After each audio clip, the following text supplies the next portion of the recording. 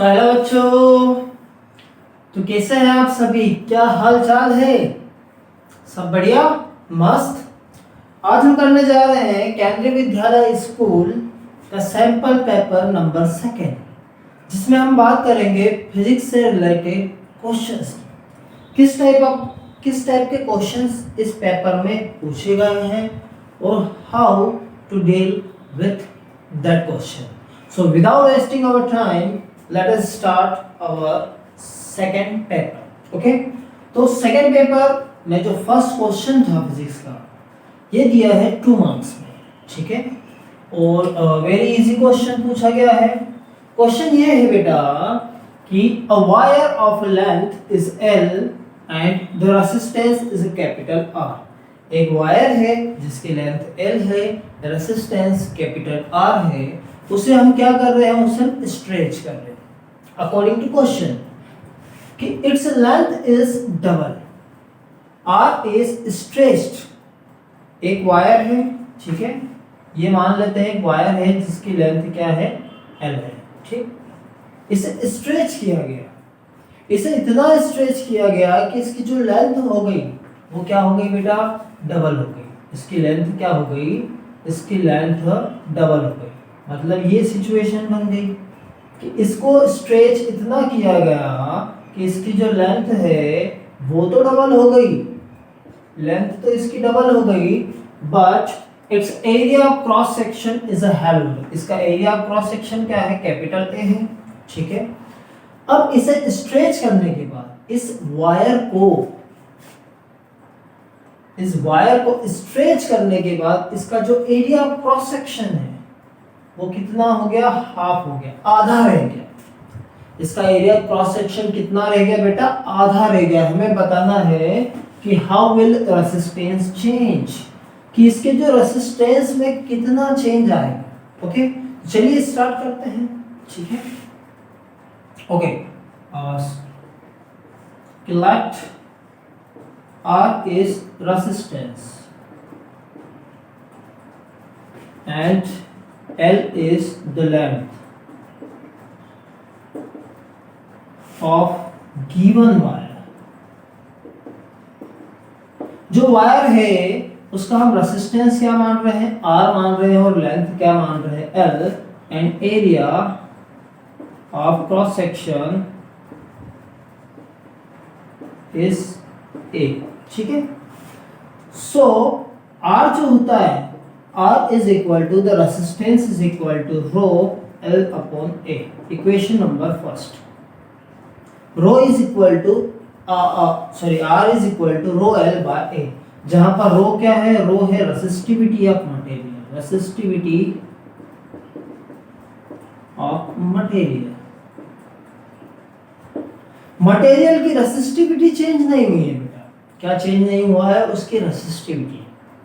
इसका मतलब अब जो नया एरिया होगा वो चेंज होगा, नई लेंथ होगी वो चेंज होगी, न्यू रेजिस्टेंस जो होगा वो चेंज होगा। So let new resistance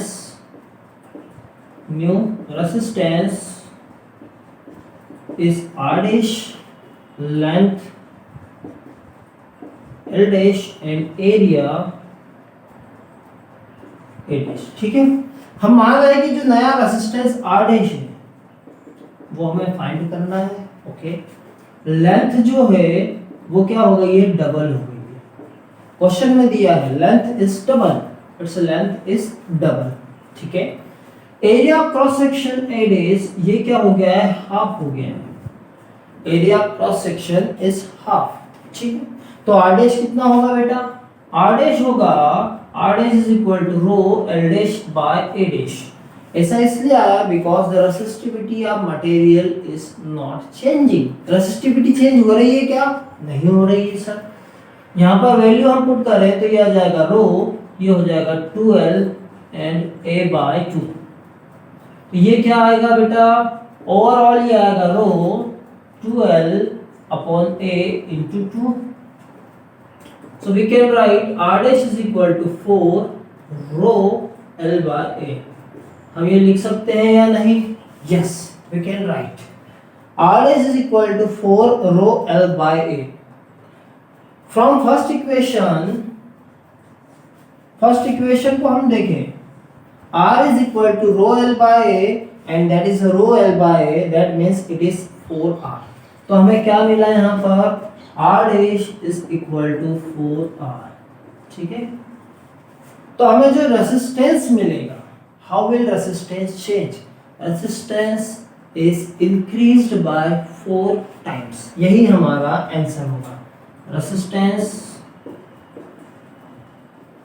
is increased by 4 times. Okay, so that is our first answer. So write down, लिख ले इसे, very easy question, write down. चलिए अब हम बात करते हैं सेकेंड क्वेश्चन की.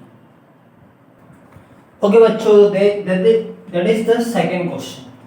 3 नंबर में पूछा गया है, in the experiment with the magnet, एक एक्सपेरिमेंट किया गया करंट कैरिंग सर्कुलर लूप से और मैग्नेट से, कि हमें क्या करना है कि draw the pattern of magnetic field lines due to a magnetic field through a straight and current carrying circular loop.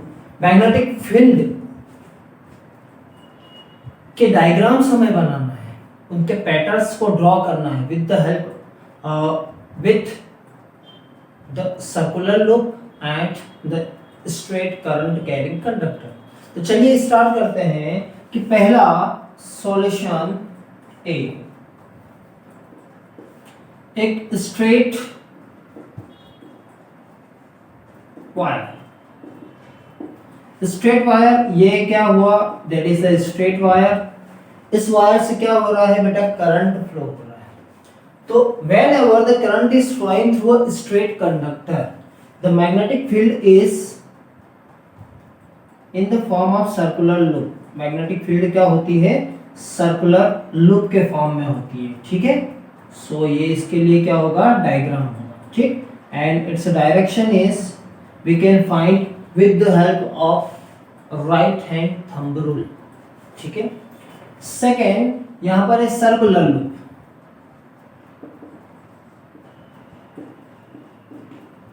ठीक है,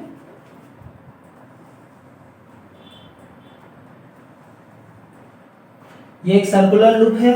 ठीक, यहां से करंट क्या हो रहा है बेटा, फ्लो हो रहा है, that is the direction of current. ठीक, हमें बताना है कि मैग्नेटिक फील्ड की लाइंस कैसे ड्रॉ करेंगे. तो very easy concept, we can just assume at point A and B. हम कोई 2 पॉइंट ले लेते हैं, यहाँ पर एज्यूम करें, यहाँ पर जो सर्कुलर लूप की डायरेक्शंस होगी वो क्या होगी, ऐसी होगी. ठीक है, यहाँ पर सेम कंडीशन होगी. When we draw further, आगे और हम ड्रॉ करते जाएं तो हमें क्या मिलेगा कि जो सर्कुलर लूप्स की डायरेक्शंस है वो हमें ये मैग्नेटिक फील्ड की डायरेक्शन मिलेगी. व्हाट इज इंडिकेटिंग, ये इंडिकेट कर रही है कि जो सर्कुलर लूप है उसके सेंटर पर डायरेक्शन ऑफ मैग्नेटिक फील्ड एक ही डायरेक्शन में है, क्योंकि when we use the right hand thumb rule we can easily find the direction. यही सेकंड क्वेश्चन है कि name and state the rule to find out the direction of magnetic field inside and outside. ठीक है, so B का answer होगा name right hand thumb rule. Right hand thumb rule. ठीक है, according to that rule, when we imagine a straight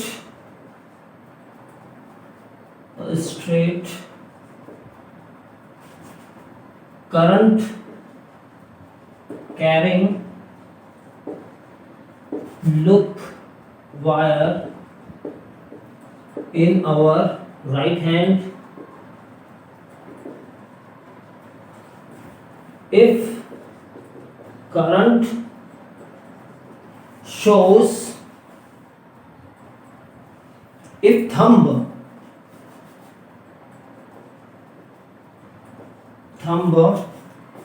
show the direction of, thumb किसको represent करें, direction of current, then curling of finger,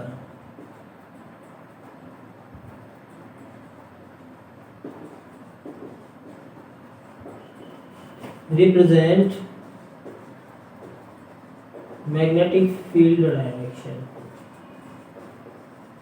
ठीक है, जिस direction में हमारी fingers क्या होंगी, कर्ल होंगी, वही रिप्रेजेंट करेगा डायरेक्शन ऑफ मैग्नेटिक फील्ड को। तो ये है सेकंड क्वेश्चन। मीन्स यहाँ पर हम देखें कि इस पॉइंट पर डायरेक्शन क्या है करंट की, अपवर्ड डायरेक्शन में। थंब रिप्रेजेंट कर रहा है डायरेक्शन ऑफ करंट को, thumb represent the direction of current. तो हम क्या करेंगे, फिंगर्स को कर्ल करेंगे। फिंगर्स जिस डायरेक्शन में कर्ल होंगी that shows the direction of magnetic field. यहाँ देखें तो ये clockwise direct, anticlockwise direction होगी मैग्नेटिक फील्ड की। ठीक, और यहाँ पर देखें direction of current is downward direction, तो curling of finger is clockwise. देखो ये क्लॉकवाइज है,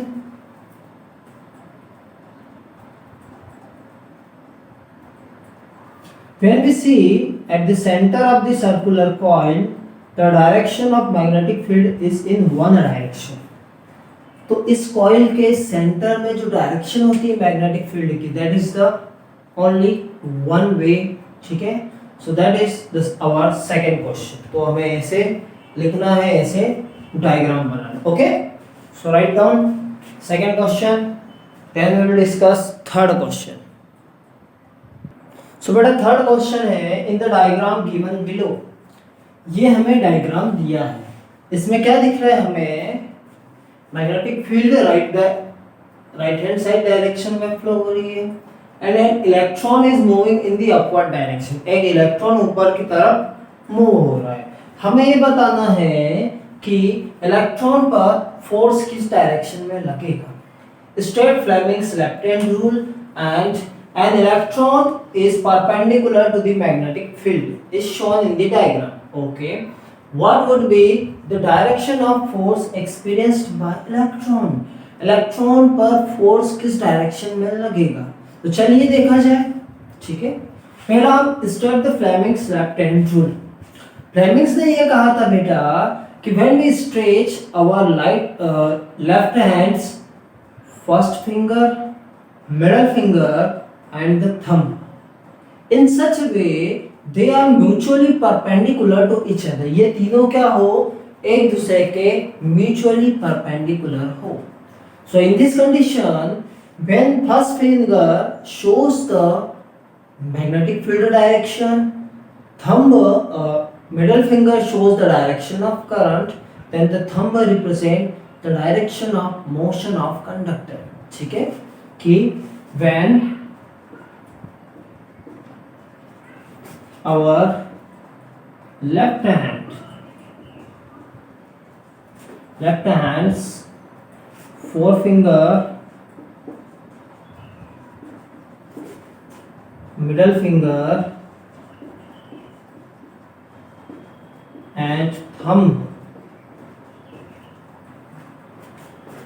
are mutually perpendicular to each other। ये तीनों क्या हो, एक दूसरे के mutually perpendicular. Okay, if forefinger shows magnetic field direction,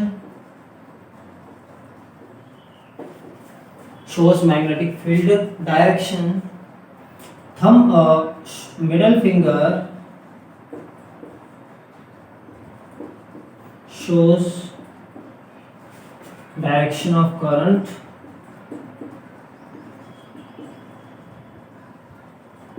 then thumb show direction of thumb show direction of force. ठीक है, ये है फ्लेमिंग्स का left hand rule. When we stretch our left hands, forefinger, middle finger and thumb in such a way they are mutually perpendicular. If first finger represent the direction of magnetic field, middle finger represent the direction of current, then thumb shows the direction of force on the conductor. ठीक है. Second ये पूछा है कि an electron is more perpendicular to magnetic field. हमारे magnetic field के perpendicular एक electron move कर रहा है. Okay, what would be the direction of force experienced by the electron? Simple सा है, देखो बेटे, ये है मैग्नेटिक फील्ड की डायरेक्शन. मैग्नेटिक फील्ड, ठीक है, that is the direction of electron. What we know that the direction of current is just opposite to the direction of electron. Current की डायरेक्शन इलेक्ट्रॉन के डायरेक्शन की just opposite होती है. मतलब ये electron की डायरेक्शन है तो ये क्या होगी? That is the direction of current. या मैं यहां पर बना देता हूं direction of current. Current direction.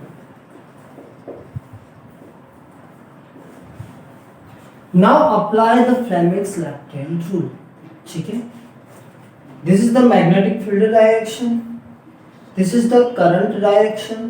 देखो ये है magnetic field direction of current, then the thumb किस डायरेक्शन में दिख रहा है आपको? Outward direction. So the direction of force is outward. ठीक है, so क्या हम कहेंगे? The direction of force experienced by electron. Current को बाहर की तरफ क्या मिल रहा है? फोर्स एक्सपीरियंस हो रहा है. तो इलेक्ट्रॉन को किस डायरेक्शन में होगा? Downward direction. Okay, electron experience force in downward direction. ठीक है, इलेक्ट्रॉन को जो फोर्स एक्सपीरियंस होगा that is the downward direction. So right down, इसे लिख लें आप. फिर हम डिस्कस करते हैं last question, 5 marks question. Okay बेटा, so that is our final question. In many electrical appliances such as radio, television and other appliances, इसमें क्या होता है? It is necessary to combine 2 और more resistance to get a required current.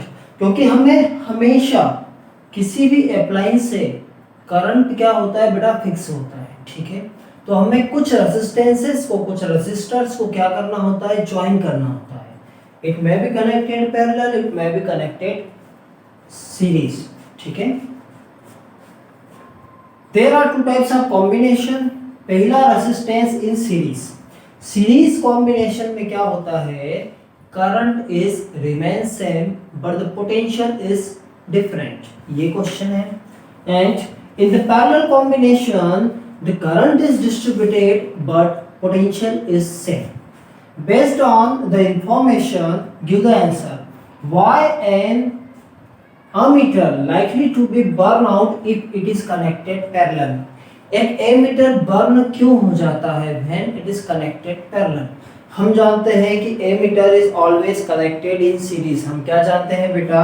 कि ammeter हमेशा series में combine किया जाता है. ठीक है, एमीटर हमेशा सीरीज में कंबाइन किया जाता है because the resistance of ammeter is a very low. Ammeter का जो रेजिस्टेंस होता है वो क्या होता है? कम होता है. When the ammeter is connected in parallel, जब एमीटर को हम पैरेलल में कनेक्ट करेंगे तो क्या होगा? तो उस कंडीशन में रेजिस्टेंस और भी कम हो जाएगा. रेजिस्टेंस कम होने से करंट जो होगा एमीटर से फ्लो होने वाला उसकी वैल्यू बढ़ जाएगी.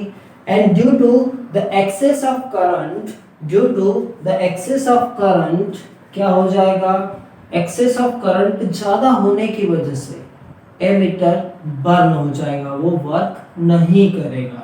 यही रीजन है कि ammeter is always connected to series in the circuit. ठीक है, सेकेंड क्वेश्चन की हम बात करें कि सेकेंड में ये दिया है कि in the series combination 4 ohm and 3 ohm find R equivalent. ठीक है, सो सेकेंड की हम बात करें सीरीज कॉम्बिनेशन। सीरीज कॉम्बिनेशन में आर इक्विवेलेंट क्या होता है बेटा, ये होता है R1 प्लस R2, तो डायरेक्ट ऐड कर दीजिए 4 ओम प्लस 3 ओम 7। ठीक है, सो आर इक्विवेलेंट इज 7 ओम, ये आ जाएगा। ठीक है, third answer in the parallel combination find out equivalent. Very easy question, ये बेटा 5 मार्क्स का क्वेश्चन है, तो आप समझ पा रहे हो पैरेलल कॉम्बिनेशन 5 नंबर में कितने इजी क्वेश्चन आते हैं। ठीक है, ये हो जाएगा 1 by R equivalent 1 by R1 plus 1 by R2। तो R1 की वैल्यू है 4 ohm, 1 by 4 plus 1 by 6। LCM क्या होगा बेटा, एलसीएम हो जाएगा 12। 12 इज द एलसीएम, 4 3 जा 12, 6 2 जा 12, तो ये आ जाएगा 5 बाय 12। ठीक, 5 बाय 12 क्या है, 1 बाय आर इक्विवेलेंट की वैल्यू है, सो ये आ गई है 5 बाय 12। तो आर इक्विवेलेंट कितना होगा बेटा, 12 bye 5 means 2.4।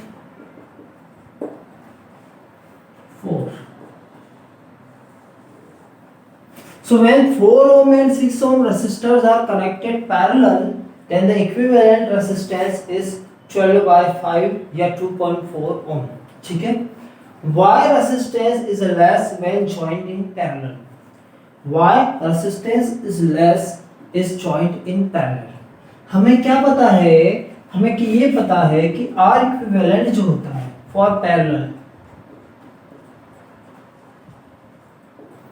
1 by R equivalent is equal to 1 by R1 plus 1 by R2, means the equivalent resistance is sum of reciprocal of the resistances. That's why the resistance, equivalent resistance is always less than the any one of the resistances.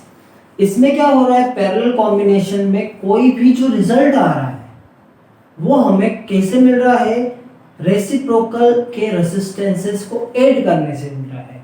और जब resistance के reciprocal add होंगे so they will give always the less value, ये हमेशा कम से कम value देंगे। यही reason है कि whenever the resistances are connected parallel they gives the very small value.